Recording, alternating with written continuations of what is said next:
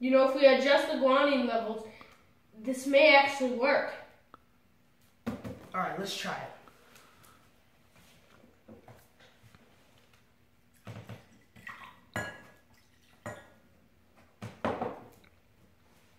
What are the results, Dr. Marshall? Okay, so it looks like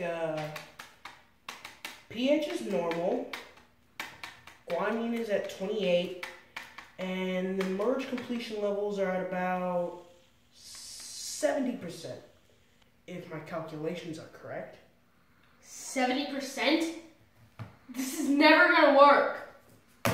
Dr. Stevens, we are on the brink of a scientific breakthrough. Don't you understand what this means? Of course I know what this means.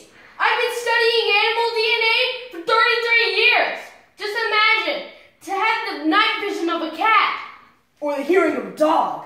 Or the strength of a gorilla. Or the speed of a cheetah. Or changing the future.